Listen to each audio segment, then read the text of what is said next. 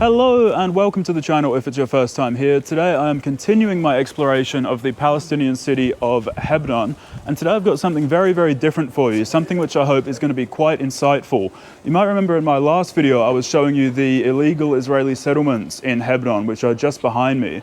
Well, today I'm actually going to go inside of the settlements, film, and see what's going on there. I'm a little bit apprehensive actually, because the Palestinian guys around here have told me that the settlers can be very aggressive. Oftentimes the settlers will come out into the market, spit on people, assault people, that kind of thing. Palestinians aren't actually allowed inside of the settlements, but the settlers are allowed out. So yeah, I'm sort of a little bit apprehensive, but I'm hoping this is going to give you a really, really useful insight into what goes on in Hebron. So yeah, let's go. And to get to the main entry of the settlements, you actually can't enter through that gate I showed you before. You actually have to walk through the big bazaar, the big Palestinian bazaar of the old city. And one of the fantastic things about that is you get to witness all of the incredible fresh Palestinian produce, like these baked sweets, and this gentleman who's cooking up these fresh things on the grill. Assalamu alaikum. Habibi. Shukran jazilan. Assalamu alaikum wa rahmatullahi wa barakatuh. Wow, that's awesome. This guy just gave me a free little pancake for my trip. Little snack on the way. Oh, that's gorgeous. Right, and this is it. We've reached the entrance to the settlements. As you can see, the security is absolutely insane. So we have to walk through here, walk through one of these little revolving doorways, I guess. And I think, Assalamu alaikum wa rahmatullahi wa barakatuh. I think at the end here there will be like an Israeli sort of checkpoint that we'll have to hand our passport to. I hope it's okay if we film.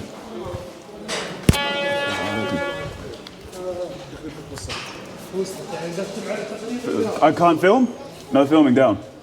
Down. Australia. No, Christian. No filming? Right, so yeah, it turns out we couldn't film at that little checkpoint there.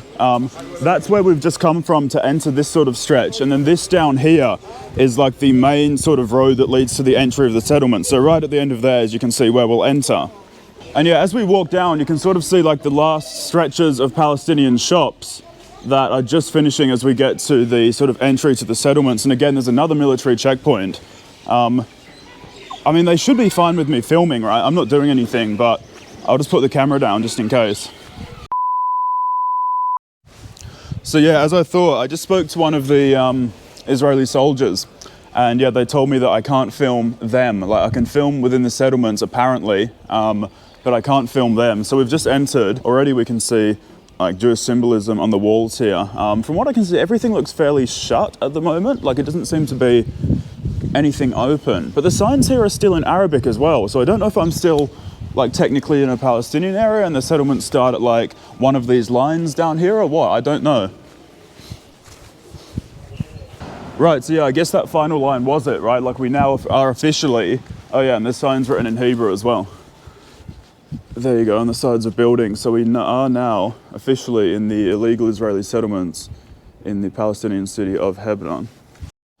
And yeah, like, I'm sort of struck at the moment. Like, everything seems to be closed. I'm literally the only person walking through the streets, as you can see here. I think a car's just about to come by, but yeah, very, very odd. It feels like a ghost town, or feels like, yeah, something that's just been sort of like completely hollowed out. Oh, right, yeah, and if you ever needed any proof that this place truly was Palestinian land, there you go. All of the signs, all of the old signs on the buildings that are still here are in Arabic, right? But yeah, walking through here just feels like totally surreal. I wish I could read what all of these say. I have a feeling they're like propaganda of some sort, right? But like, they're showing pictures of, I don't know what they're showing pictures of. This must be some, oh yeah, this is showing, oh my God, man, this is nuts. I actually think they're showing pictures of the construction of the settlements here, right? So you've got like all of this fenced off, demolished Palestinian buildings here, and all of these like new sort of looking buildings here. Man, that's crazy. Yeah, and as you can see up ahead, just in the center of the screen there, there's another set of military checkpoints. There's one, literally, the one that I just came through was back there about 200 meters. Yeah, there's, oh my God, man, look at that sign. Hebron, 4,000 years of Jewish history. That is surreal.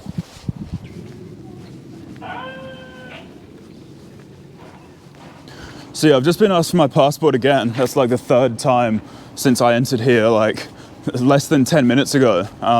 Yeah, like I said, checkpoints literally every 200, 250 meters. A very, very militarized place here. Got my passport checked yet again. And now we can see on the side of these buildings here, they've put up like, I guess this is a school maybe, they've put up like little plaques about the history of Hebron. And look at the language they use here, destruction. The 1922 riots, Arab marauders slaughter Jews, the community is uprooted and destroyed. How nuts is that to have like on the side of a building in what is stolen land, like very clearly stolen land? You know, I bet they won't make any mention whatsoever, or in fact I know they won't make any mention whatsoever of the Cave of the Patriarchs massacre, which is where an Israeli soldier essentially went mental and slaughtered like I think 50 Palestinians in the main mosque down here in 1994, I believe. And then up on this one you can see flags everywhere, by the way, you can't escape them. On this plaque you can see 1967 liberation of Hebron and re-establishment of its Jewish community. The children have returned to their own border. And of course 1967 was the year that Israel fully occupied the West Bank that was previously controlled by Jordan, right? And yeah, as I said, flags everywhere, big flags, small flags. It sort of very much feels performative in a way, like almost like they know that this land isn't really theirs, but you know, they plant the flag there to sort of give an air of legitimacy about it. It's a bit odd. And there's a gorgeous view of the city of Hebron there. That's beautiful. You can see what a lovely hilly city it is. And down this street, of course, we've got flags, and more flags. Oh, there's actually a person there. That's good to see. And then this gate here is where I showed you before, like from the Palestinian side, where the sort of main Palestinian market street is. And this is the other side of that gate.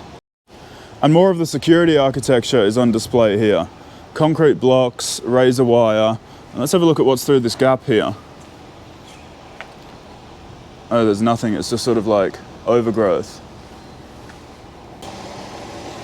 Oh man, I've just realized something.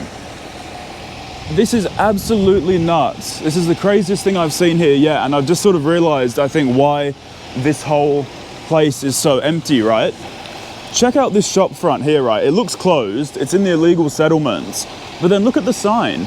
You can see on the sign, there are all like faded Arabic letters. And of course, an Israeli flag planted on top. This used to be a Palestinian shop. And I bet that if I go to the next shop as well, yeah, you can see up there, Al Mahmoud, right? An Arabic name, a Palestinian shop. Man, this is unbelievable, actually. Like, all of these sort of closed shop fronts are old Palestinian shops that have just been overtaken and shut down. Like, literally, now it looks like for no reason, because no one's occupying them. They're not open. That is actually the most insane realization. And it's not just on like 1 or 2 shops down that street I was telling you about, right? Like, all of these other shops here have like sort of banners draped where the original signs of the shops used to be. And like, these buildings aren't in good condition. No one could work or live out of these buildings. They're dilapidated, right? They're falling apart. Like, look up there, that balcony is about to collapse. So yeah, like, it's very clear that these buildings were taken over for like literally no reason. Like, they're not even going to be put to use. It was just like an exercise in illegal settlements, I guess. And like, I don't know how long this video is going to be up until this point, but just to give you like sort of an idea of the size of like the whole kind of like settled area, I'm guessing I would have walked around for like 10-15 minutes talking by now, right? And you can see like it's not a small area, it's a pretty sizable area. And so I'm quite interested as to how many people actually live here. So let's look that up real quick. Right, let's have a look. How many Jews live in Hebron? No, man. That is actually insane, right? 800 to 1,000.